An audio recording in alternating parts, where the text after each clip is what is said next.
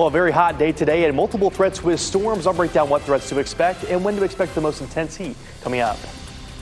Plus, governor's visit. Josh Stein is headed to Chapel Hill today to see some of Chantal's worst flooding damage, just days after declaring a state of emergency. Stretch your budget. A big consignment sale kicks off today at the State Fairgrounds. How it's helping families save on those pricey back-to-school lists. Whatever your kid might need, you will likely find it there. A lot to navigate. We'll tell you how you can get through that. Good morning, everyone. It is 4:30. A lot to tell you about on this Friday morning. We made it to the end of the week. I'm Renee Chu. I'm Jeff Hogan. Yeah, it is great to have you along there. That consignment sale finally open to the public today. We're going to talk about that and much more, plus the WRAL weather alert day here. Grant Skinner over in the WRAL Severe Weather Center right now with our outlook for today. Yeah, and I mentioned it was going to be a very hot day yesterday, and it's shaping up to be a very hot day. Heat advisory in place for heat index values up to 107 degrees. And on top of that, with more showers and storms, we have a couple of threats. And I mentioned localized flooding is going to be a possibility through the weekend. We are going to see that localized flooding threat for our northern and eastern spots today. And on top of that, now a level 2 of 5 risk for damaging wind gusts across our area. It's quieter this morning, so that front to the north, you can see some isolated showers to the north and west as well. We had some lingering showers closer to the mountains to start today, but we're going to be mostly quiet for the first part of the day. You can see from Raleigh, all is quiet now, just some scattered clouds to start the day. Very similar to yesterday morning, just a little bit less in the way of cloud cover. But the heat index right now is hotter than it was yesterday morning, mid to upper 80s for a lot of spots. So it feels very warm and humid out there to start the day. Some isolated showers by the afternoon, a few storms, then the best chance for scattered showers and storms later in the afternoon and into the evening, up to a 50% rain chance by 5 o'clock. That'll continue through 9 p.m. That's where we can see multiple threats, including damaging wind gusts and the possibility for flash flooding. So here's a severe risk for today, a level 2 of 5 threat in place. This is going to include the triangle now and points to the north and east, and this has been changed from yesterday. So keep this in mind. Damaging wind gusts will be possible. Not everyone will see those severe storms, but there's a possibility that a few of those storms that happen today could be strong or severe, and a risk for flooding as well. We'll break down how much rain we could see today and also more rain we could see into the weekend as well, coming up in just a bit. Grant, thank you. Today, Governor Josh Stein will visit Chapel Hill to get a look at some of the worst damage from Chantal. WRAL's Laura Levine is live at Eastgate Shopping Center today. Laura, this visit comes after the governor issued a state of emergency for 13 counties that were hit hard by flooding. Renee, good morning. Governor Josh Stein will visit places like Eastgate Crossing here behind me. Specifically, he's going to stop by Almaz Jewelers, where you can see there's the door with boarded up here. A lot of significant damage from that flooding over a week ago. Now, the damage estimates from the storm are roughly $30 million in Chapel Hill alone, including lots of businesses like this. The state of emergency means federal small business loans may be on the way to help them clean up and open back up. Today, the governor will tour some of the businesses hardest hit, as well as neighborhoods, and meet with town officials. We spoke with business owners before the state of emergency was declared, who tell us that they've been stuck in limbo for days. And honestly, the thought of taking out more loans is not something I really can stomach at the moment. But, just gathering the information and making sure that I know all the options that are available to me as we decide next steps for my business has been helpful. And we know after the governor visits this business, he's also going to tour and survey Camelot Village. We know that's a complex that WRAL has covered extensively, known to receive significant flooding through rain events. Now, we know that the state of emergency will remain in place for about 30 days. Laura Levine, WRAL News, live in Chapel Hill. Just hours ago, the U.S. House sent a bill cutting funding from foreign aid and public broadcasting to President Trump's desk. The House gave the bill final congressional approval early this morning. Foreign aid programs will lose $8 billion. Public broadcasting, which helps to fund NPR and PBS, will lose $1.1 billion. Next week, state leaders in Texas will meet to address the deadly flooding that happened on the 4th of July. They're expected to discuss the state's flood warning and mitigation systems. According to Texas Governor Greg Abbott, at least 116 people were killed in Kerr County from the flooding. That brings the total number of deaths across central Texas to 135. Dozens of people remain missing. State Highway Patrol is investigating a deadly crash in Sampson County. It happened yesterday afternoon on Pumpkin Town Road. Troopers say the driver ran off the road, hit a ditch, and flipped over.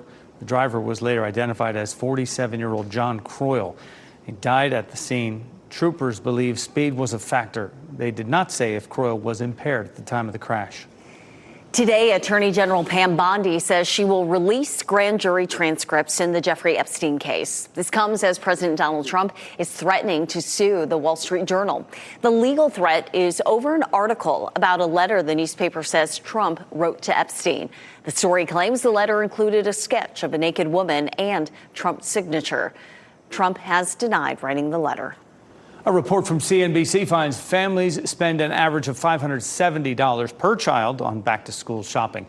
Today, you can stretch that dollar just a little bit further at the State Fairgrounds. And WRAL's Kelsey Coffey is outside Jim Graham Building. And Kelsey, the Kids Exchange consignment sale starts today. Gives parents a great chance to save. Good morning. Yes, Jeff, good morning. It sure does. And we're just hours away from the Kids Exchange consignment sale starting. So we'll give you a look inside here within the next 30 minutes. But there will be 700 tables of kids items and 2 miles of clothing racks. Check this out. Organizers say a record-breaking number of sellers are participating this year. You can see hundreds of them shopping yesterday. They get first dibs on all of the items before today's sale that's open to the public. As prices keep going up, big bargains like the Kids Exchange can help families save.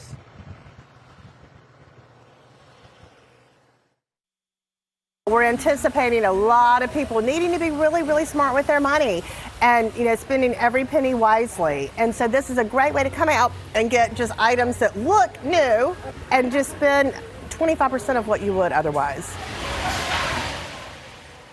So this sale can be overwhelming for families because there's so many options to choose from. So it's best to bring a wagon or something that you can put all of your items in. They do have shopping carts available, but it is limited supply. So if you want more information about the do's and don'ts of secondhand shopping, 5 on Your Side has you covered. You can head to WRAL.com. The sale starts this morning at 9 o'clock. Kelsey Coffey, WRAL News, live in Raleigh. Construction is on schedule for a new bridge in Apex. A town council member posted this new picture of the work on the Apex Peakway Southwest Connector. You can see the loop at the base taking shape. It's slated to open next year. The bridge itself is set to open in 2027. RDU International Airport Authority is exploring new options for an area of land that used to be part of Lake Crabtree Park. Officials are working with a developer on plans for a potential recreation wellness destination. These are renderings of what that could look like. The development would be built on 136 acres near Aviation Parkway and I-40. Airport officials say it would serve outdoor enthusiasts and support the growing demand for air travel at RDU. The Cumberland County Sheriff's Office is hosting a job fair today. It starts at 10 a.m. and ends at 2 in the afternoon. Recruiters will be on hand to answer questions and take applications for a variety of positions. It will be held at the Crown Expo Center on Coliseum Drive in Fayetteville. Billing blow. I noticed that my bill more than doubled. Next, what caused some people's Raleigh water bills to double and how the utility is making it right. Plus, Hurricane Ready, North Carolina is helping homeowners pay for stronger roofs. The program reducing storm loss on the coast. And here's a live look at Fenton in Cary. Meteorologist Grant Skinner explains the intense heat coming our way and possible flooding as we head into the weekend. If you see breaking news, have a story tip, or have videos or pictures of the weather where you are, we want you to report it to us. Go to WRAL.com/report it to send your video, pictures, or tip to our news team.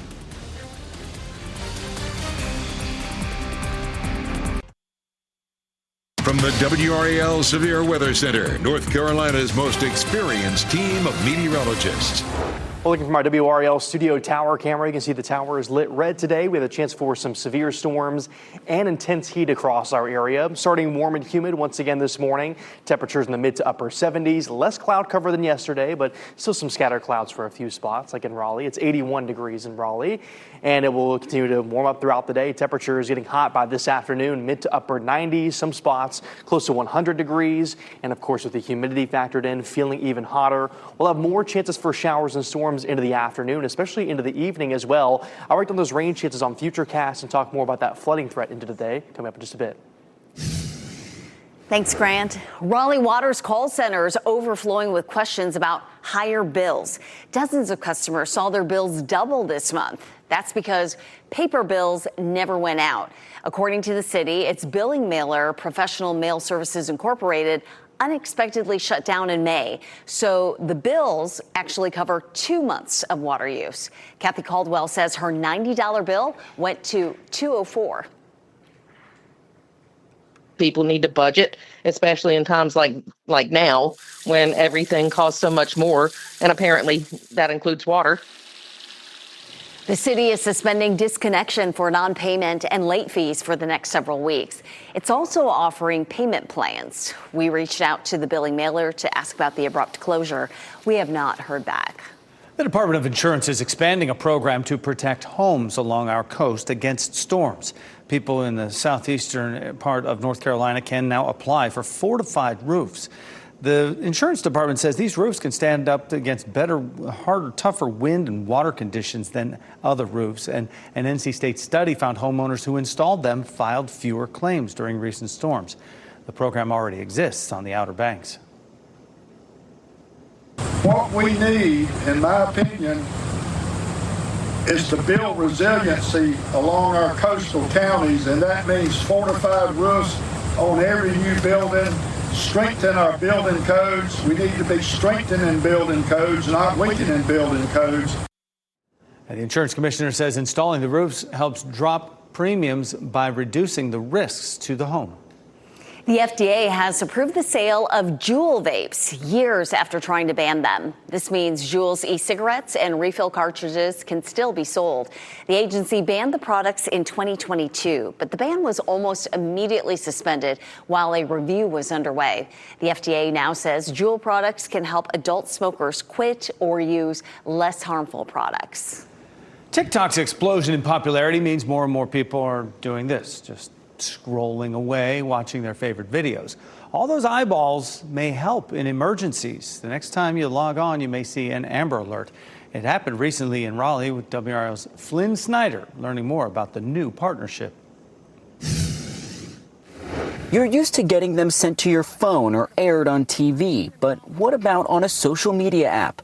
That's exactly what happened when a teen went missing in Raleigh last week. Authorities issued an Amber Alert for 13-year-old Valeria Hernandez after she was last seen here at this Raleigh bus station. But many people first heard about the case here on TikTok. Hernandez was found safe the next day, an outcome the National Center for Missing and Exploited Children says is becoming more common with the help of social media apps like TikTok. The organization partnered with the popular platform to send alerts about missing children to the For You pages of users in impacted areas. Why TikTok? Why is that app in particular so important to have these types of alerts on? The user reach with a partner like TikTok is incredible.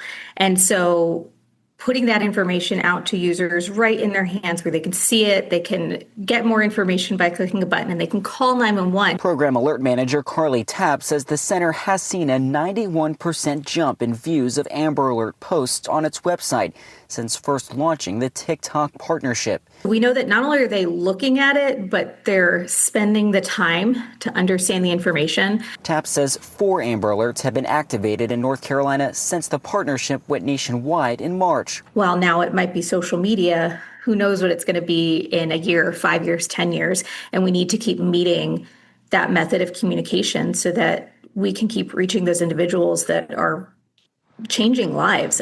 The center using social media apps to get info about missing children cases like Hernandez's to the public quickly when every second counts. Flynn Snyder, WRAL News, Raleigh. Further proof, TikTok says Amber Alerts were viewed more than 20 million times during the testing period. The full partnership can now reach up to 170 million Americans. That's quite a reach. In one more day, the Wake County Animal Center's Clear the Shelters campaign kicks off. This is part of the nationwide effort to reduce overcrowding in shelters. The shelter is currently at critical capacity after receiving 113 new animals in just 1 week. We're encouraging adopters to come out and be a superhero themselves. We've got some really fantastic or super animals on our adoption floor, and we're just asking people to come out, adopt, save a life, and really help us get out of this critical capacity crisis that we're in right now. Adoption fees will be waived through the end of August. The shelter is open for adoptions daily from noon to 6. And it is 4:48 right now on our Friday. We have a WRAL weather alert day. Grant Skinner over in the WRAL Severe Weather Center right now because of that flood risk, because of severe storms. We've got it all. Yeah, I want to show you this first. This is an update from the map I showed you just a bit ago. The Weather Prediction Center puts out these flood risk areas to show you which places could see an elevated risk for flooding. And now almost the entire area is under a level 2 of 4 risk for flooding. And you'll see with futurecasts why most areas are under that risk. Of course, we've already had a lot of rainfall over the area and more of a threat possible into the back part of the week as well. This is updating for today, but you can see for Saturday another flood threat. I think that will mainly be in our northern spots for your Saturday, and then for today, level 1 or 2 of 5 risk for much of the area, northern portions of the area, for the threat for damaging wind gusts. So let's break this down on futurecasts and time these showers and storms out for today. By around 9:30 this morning, it's still going to be pretty quiet. We'll see a few clouds over the area, but less cloud cover than we saw yesterday morning. Then by the afternoon, much like we saw yesterday, some isolated storms pop up, but the best chance for storms will be later in the afternoon into the evening. And I'm watching this. You can see this is 8:15 p.m. This is just one forecast model. You can see a weakening batch of showers and storms moving from northwest to southeast. And as that moves through the area, you can see some heavier downpours and some areas of reds and pink. Now, that's not exactly where we're going to see those stronger storms, but this indicates that we could see some stronger wind gusts, some heavier downpours, and with that threat for localized flooding as well. Then the storms move south and east of the area by around midnight, 1 a.m. with still a few showers lingering into very early Saturday, but overall it'll be a quieter start to the weekend before more storms by the afternoon. That typical pattern continues into the weekend. Today it's also going to be very hot. Can't discount the heat. It's going to be very hot. Drink plenty of water. Take breaks in the AC when you can. A peak heat index of 107 degrees. The heat advisory covers the entire area with the exception of Person County and Mecklenburg County and Virginia. South Hill not under a heat advisory, but it's still going to be hot there. Even if you are under a heat advisory, temperatures are still going to be quite warm, low to mid 90s. Well, not even warm. It's going to be really hot today. And with that, more heat for the weekend. Weather alert days today and tomorrow for not only the threat for strong storms, but also localized flooding. And of course, the heat does continue. All right, we've been warned. It's on us. Thanks, Grant. Flood danger rising. Fayetteville firefighters are fed up with trash-clogged drains. Why they say it could make flooding there even worse. From game to screen, a fan favorite video game character is heading to theaters, plus a Disney classic hits a major milestone.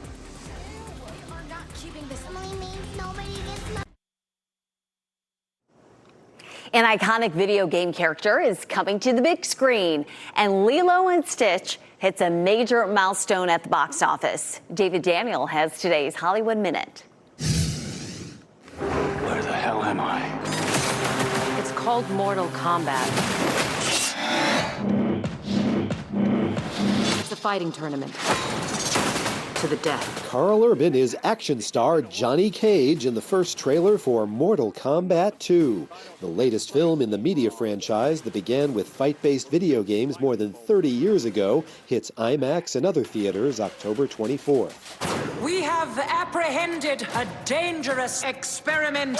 Lilo and Stitch hits a milestone. Disney's live-action remake of its 2002 animated film is the first Hollywood movie of 2025 to top $1 billion at the worldwide box office. I've always worked very hard on my physical fitness, but I'm realizing that I need to put as much work in for my brain as I do for my body. Chris Hemsworth takes on a trio of challenges in the new season of Limitless. He learns to rewire his brain and play the drums at a massive concert, embraces the pain of special forces training, and leaves his comfort zone by climbing a frozen 600-foot wall, all in the name of using science to improve our health. Limitless, Live Better Now streams August 15th on Disney Plus and Hulu and August 25th on National Geographic. In Hollywood, I'm David Daniel. It is all clear for now, but we know how quickly things can change this time of year. That's why Fayetteville Fire wants to crack down on people littering and tossing debris in storm drains. This is what one of those drains looked like this week. You see all that trash all over the place. Firefighters warn this increases the flooding risk. With how wet it's been in recent weeks, the environment doesn't need any more fuel for those floods. A commissioner's brawl, a look at the fight between board members in Caldwell County just south of Boone. What we are learning about the incident and what both members are saying about it this morning. Chantal's impact. Today, Governor Josh Stein will get a first look at the flood damage in Chapel Hill. Why this could mean more relief on the way. Stretching your budget. A big consignment sale kicks off today at the State Fairgrounds. How it's helping families save on those pricey back-to-school lists.